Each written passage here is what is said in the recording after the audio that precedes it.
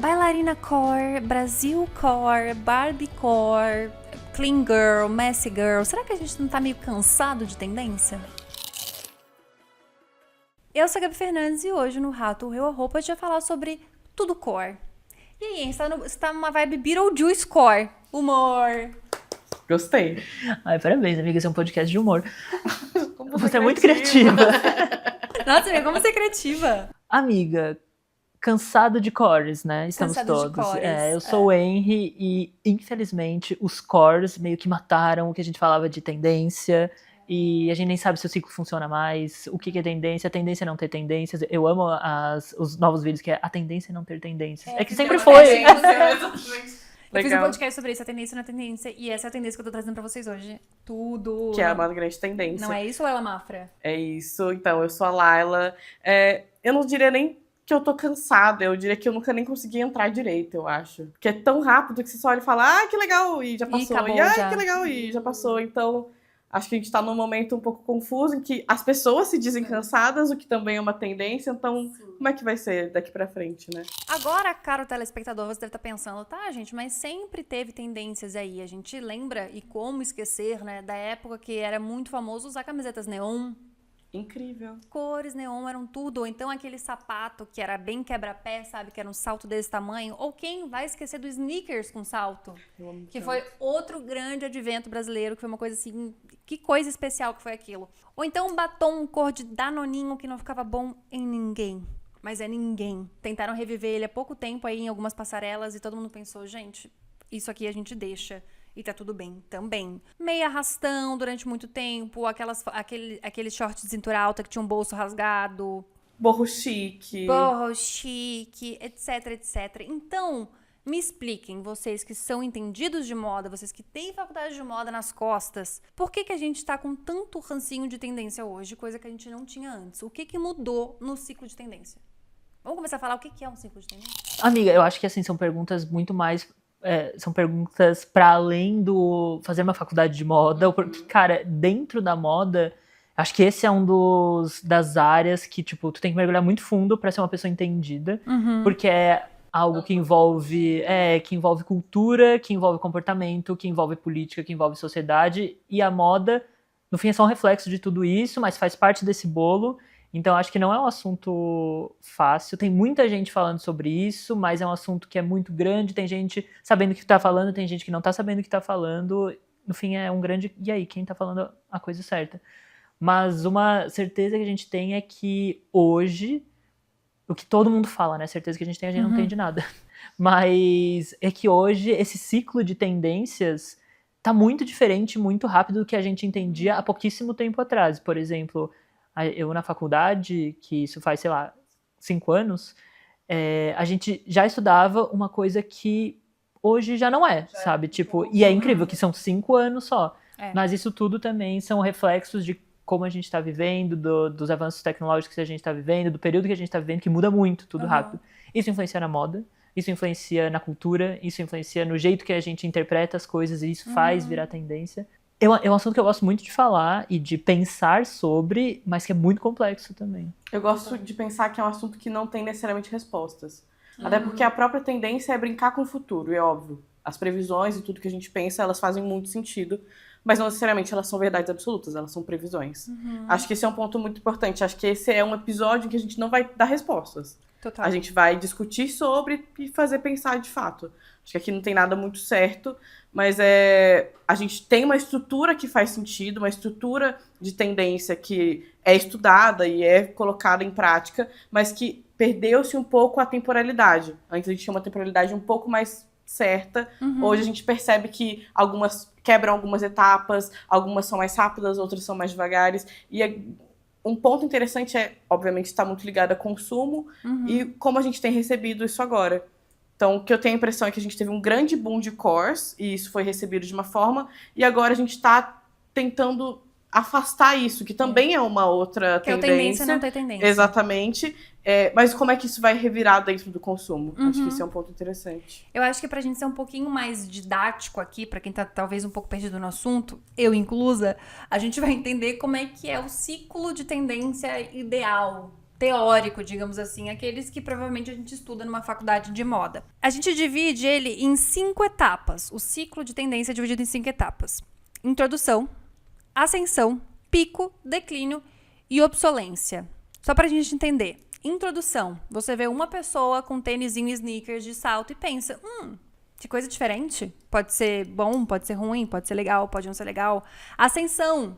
Mais pessoas começam a usar. Você começa a ver isso nas novelas, ou tal, sei lá, que nem o esmalte azul da Giovanna Antonelli na novela, não sei das quantas que ela fez. Pico. De repente você só vê isso. Todo mundo está usando sneakers, você não aguenta mais. As pessoas estão usando sneakers de salto na academia. E você pensa, pelo amor de Deus, chega.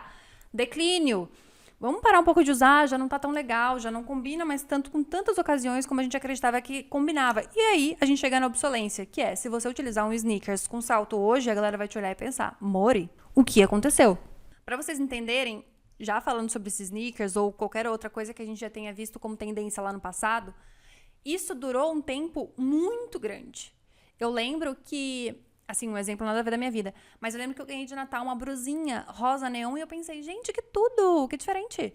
Deu, 2 meses e todas as pessoas do planeta tinham. E, de repente, mais 2 meses e aquilo não fazia mais sentido. Mas percebam que foram alguns meses aí, até se tornar uma ascensão, um pico, ser uma coisa legal e aí, de repente, ser uma coisa que a gente chama de, muito entre aspas, brega, porque brega é outro conceito que a gente pode discutir aqui depois. E aí, dentro dessas etapas todas que eu falei pra vocês, existe uma teoria criada em 1962 pelo professor de psicologia Everett Rogers, que é a curva de adoção, onde ele caracteriza 5 perfis diferentes de consumidores. Os inovadores, que são essas pessoas que começam do nada a usar alguma tendência, que a pessoa não... Ai, desculpa. A pessoa não pegou de alguma referência específica, a pessoa simplesmente começou a usar e ela vira a referência. Adotantes iniciais, que são as primeiras pessoas que conseguem adquirir isso, geralmente uma galera ou que tem muito dinheiro, uma galera da elite, etc. A maioria inicial, quando aquilo começa a ficar um pouquinho maior, um exemplo muito bom disso é o Adidas Samba, que não é uma coisa que é acessível, que todo mundo pode comprar, mas é uma grande quantidade de gente que já tem. A maioria tardia, quando essa coisa começa a ter várias... imitações, por exemplo, ou várias outras marcas começam a fazer modelos parecidos, enfim. E por último, mas não menos importante, os retardatários, que é aquela galera que depois de muito tempo que a tendência já aconteceu, elas começam a usufruir dessa tendência. E essas categorias criadas pelo Rogers fala exatamente sobre o ciclo de tendência. E o que a gente pode falar hoje sobre esses cores todos que existem é que não é que essas etapas não existam mais, é que elas existem muito mais rapidamente. E a gente consegue ver de forma muito mais ampla a simultaneidade disso. Porque não que antes não existiam tendências que aconteciam de forma simultânea, mas a gente não enxergava tanto. Hoje a gente consegue ver todas elas chegando dessa informação, esse turbilhão, em algumas scrolladas. Acho que é um pouco isso. Total.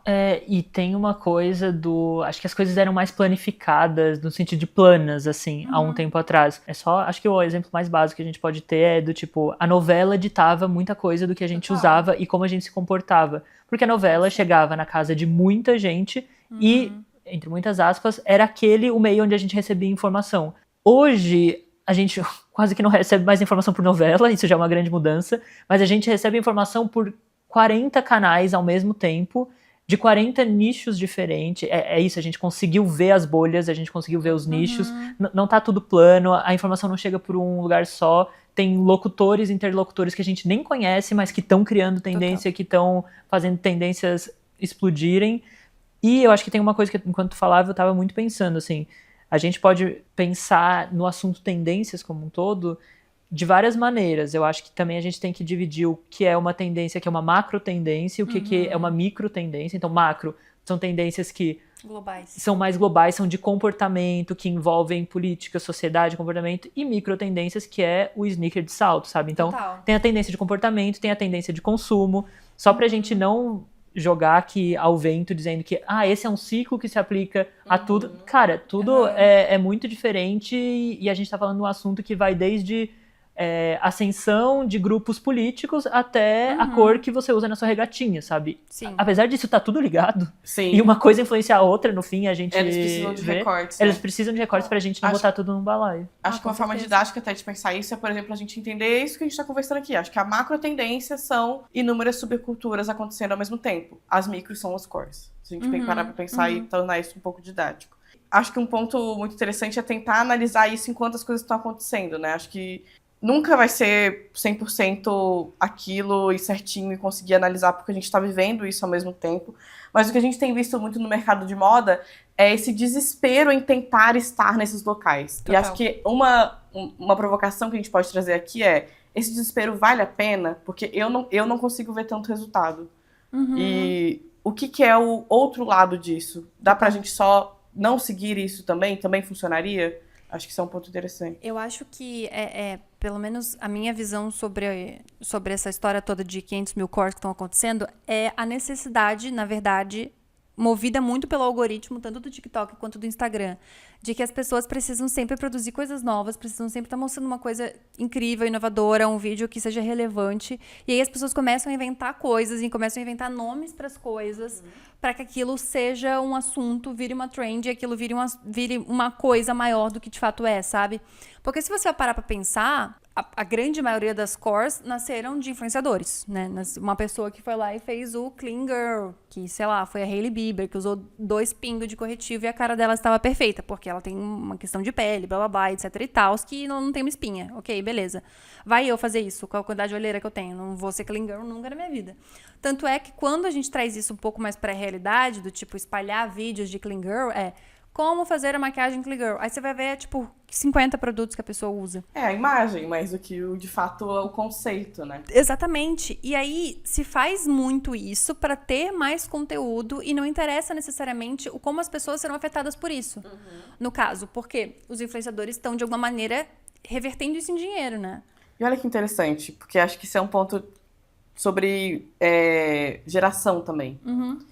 Tem inúmeros estudos que mostram que a geração Z já não sai tanto como as outras gerações, já não socializam tanto como as outras gerações. Então, pensa, a gente está vendo um consumo que é feito apenas para a internet. Então, inclusive pensei isso agora, assim, o que eu penso é que a gente tem agora um mercado pensando em talvez criar peças e coisas de consumo que talvez nunca vão ver à rua. É para um conteúdo na internet.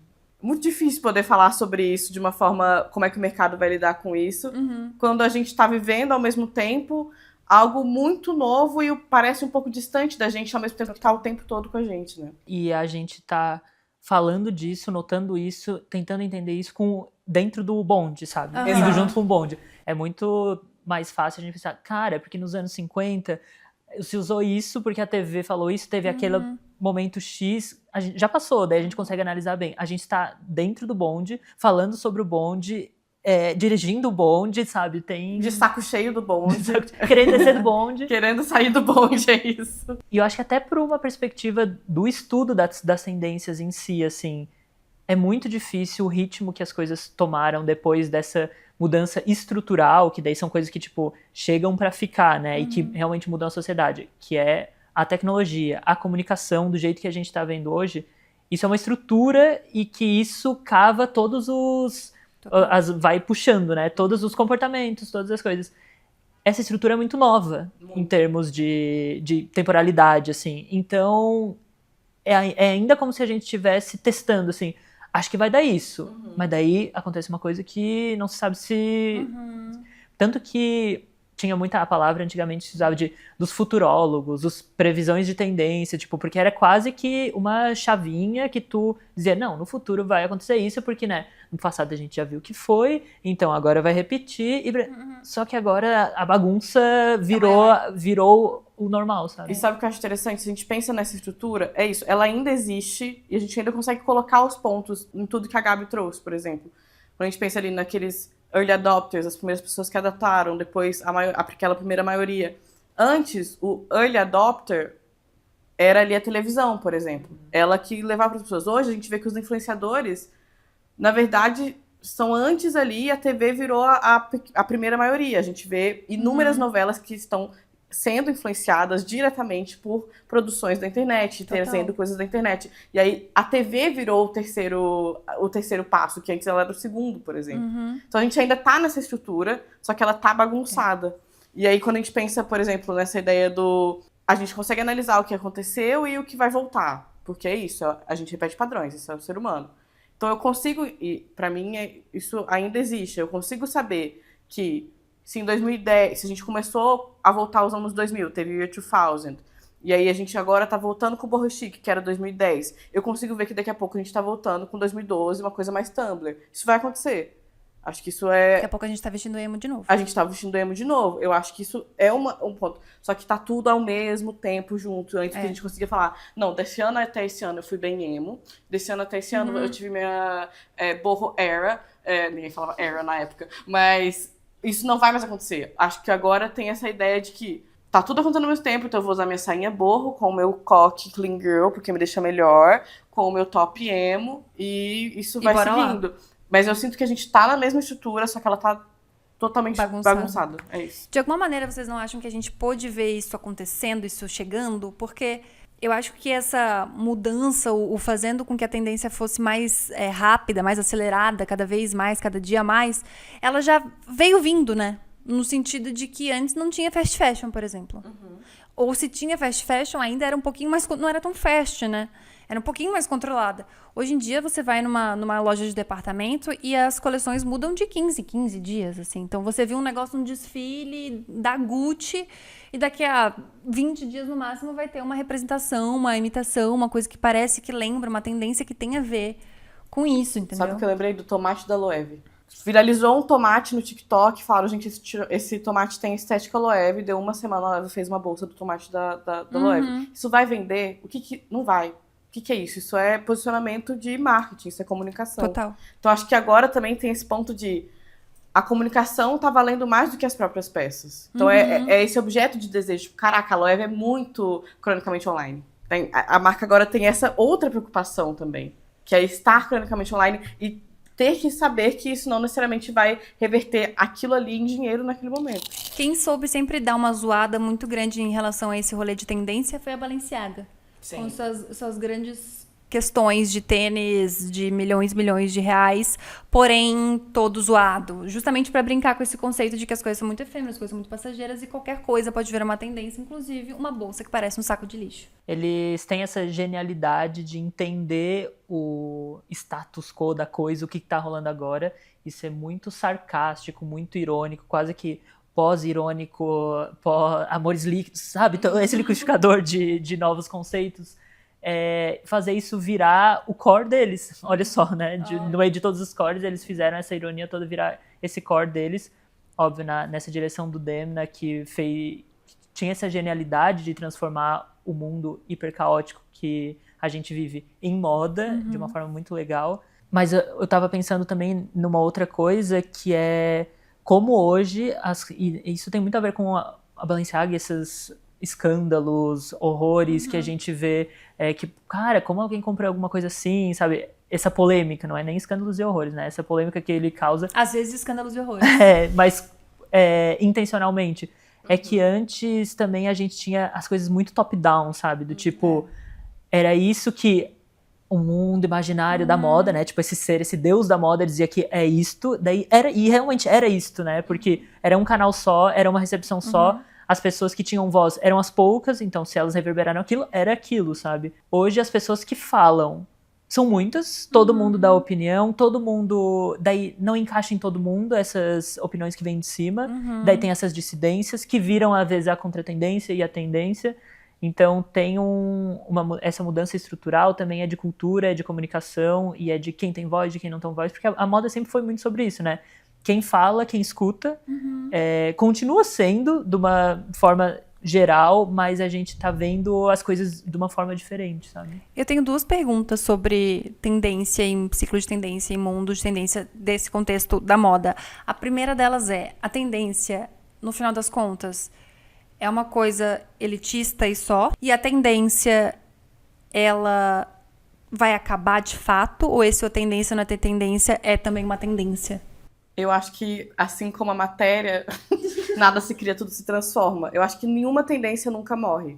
Ela vai se recriando, assim como esse ponto de estamos vendo, Year 2000 voltou. Isso sempre vai acontecer, de alguma forma. Isso vai se transformando e a grande questão é sempre a lógica do desencaixe. Eu acredito que a tendência sempre vai existir, porque enquanto o capitalismo existir... Ai, meu Deus, desculpa, gente, mas é verdade. A tendência sempre vai existir enquanto o capitalismo existir, porque a gente precisa gerar desejo para que as pessoas comprem. Se a gente precisa gerar desejo para que as pessoas comprem, precisa ser algo diferente, que precisa se diferenciar dos outros. É diferente, precisa se diferenciar, mas precisa estar afastado do que é o comum. Então, para gerar desejo, eu preciso desejar algo que alguém tenha mais do que eu, ou que tenha mais, sei lá, expertise do que eu em moda. E sempre vai ser uma coisa que precisa estar fora daquela maioria. Então, enquanto precisar gerar consumo e desejo, vai ter tendência. Mas você perguntou se a tendência sempre vem do mesmo lugar, se sempre vem... Se é elitista. Se é elitista. A forma de consumir tendência é elitista, mas as inspirações da tendência nem sempre. E isso mudou não há muito tempo. A Balenciaga é um exemplo disso mesmo. Que são essas tendências que vêm de baixo, que antes não era muito comum. Então a gente tem o Year 2000 mesmo, que é extremamente focado e uma tendência muito da comunidade negra. Qual que é o grande problema? Ela se torna uma tendência, ela se torna um objeto de consumo, ela vira outra coisa. Ela é representada por pessoas brancas, ela tem adaptações para que pessoas da elite possam comprar e se sintam diferenciadas desse gueto de onde veio. Então, ela pode vir de outro lugar, mas a partir do momento que ela é uma questão para consumo, ela sempre vai ser elitista. E aí, uma última pergunta sobre isso, que eu acho que é uma pergunta que é extremamente pertinente, porque é o que a galera bate na tecla quando falam mal desses cores todos. Esse excesso de tendência faz com que as pessoas não tenham mais estilo e autenticidade? Nossa, eu tava pensando sobre isso enquanto a Laila falava, assim, que tem uma coisa que é tendência, e daí eu acho que hoje todo mundo que tá na internet se sente muito compelido a seguir uma tendência, a, tipo, fazer parte desse movimento, que no fim a gente segue uma tendência pra se sentir parte daquilo, que é o que todo mundo tá usando agora. Tipo, eu amo quando as pessoas chegam e dizem: nossa, tu viu aquela blusa que todo mundo tá usando? Quem é esse todo mundo? Quem é essa blusa, sabe? Porque é o teu todo mundo, sabe? Tipo, é o todo mundo que tu tá vendo, que não é o meu, que não é o de ninguém, assim. Mas o grande rolê é que a gente se sente nessa vontade de seguir essas tendências, mas se a gente for pensar quem são essas pessoas que a gente fica uau, estilosas, muito inovadoras, essas são as pessoas que têm muita personalidade, elas acabam criando o seu jeito e não estão seguindo propriamente uma regra, ou uma trend de TikTok ou alguém. É uma pessoa que fez muito sentido aquilo porque ela culturalmente carrega aqueles valores, ela entende muito bem de uma coisa, então ela sabe por que tal... no fim, é porque é muito sobre ela e menos sobre os outros, as tendências que alguém disse, que alguém influenciou ela a seguir. Então, no fundo, existe aquele tipo, é legal seguir a tendência ou é legal tá fora da tendência, mas eu sou autêntico e eu tenho personalidade? É sempre essa dicotomia, assim. Porque as pessoas que criam, que estão lá na ponta, né? Tipo, quem lança essas tendências são as pessoas que fizeram essas misturas muito à cara delas, que juntaram o Brasil do Egito de uma forma muito dela e que ficou muito legal nela e que influencia outras pessoas. Às vezes não fica legal nas outras, mas aquilo vai virando um movimento, sabe? Então tem uma diferenciação entre seguir as tendências, que é algo muito de mercado. Então isso serve para que a gente consuma e para que a roda gire. E é assim que as coisas andam. Mas é diferente uma pessoa que segue tendência de uma pessoa estilosa na raiz da palavra, assim, sabe? Eu vou até colocar um adendo nisso, que eu acho que ele trouxe de uma forma muito interessante, mas uma questão mais individual. Uma coisa que se perdeu um pouco também é a ideia de pertencimento e grupo. Total. Que era algo muito forte antes dentro dessa ideia de tendência. Os emos, os o punk, e aí a contracultura, e aí o que se perdeu muito hoje. Acho que hoje tem muito mais imagem do que, de fato, um conceito, uma conversa sobre aquilo, um pertencimento, um socializar que hoje é muito diferente. Tanto que os cores são sobre... O core é sobre a imagem que você passa. Perfeito, e não, tipo assim, o bailarina core...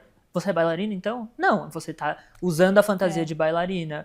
o Brasil Core não é Brasil usado por Core, brasileiros. Foi muito aclamado pela gringalhada toda, exato. enquanto a gente acha brega usar uma camiseta do Brasil, uma havaiana, entendeu? Mas é isso, assim, é mais sobre a imagem do Total. que sobre o ser. É diferente da gente pensar no movimento punk. Exato. Cara, é um movimento cultural que não é só sobre a imagem E da há pessoa. pouco tempo também, atrás, assim, a questão do indie, do emo, era muito ligado à música, os lugares que iam, os grupos, qual era a conversa. Acho que isso se perdeu um pouco dentro desses Total. cores, assim. E é muito focado em imagem, e acredito que existe esse grande grupo geral hoje que é quero pertencer no digital. De novo, vou voltar nessa tecla de que o socializar tá muito diferente.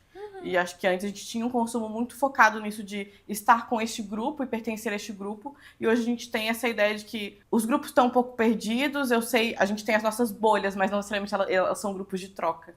São bolhas em que eu me inspiro, são bolhas que eu gosto, mas não necessariamente eu consigo trocar com essa pessoa ou falar com essa pessoa sobre determinados assuntos, ou a gente fala sobre isso.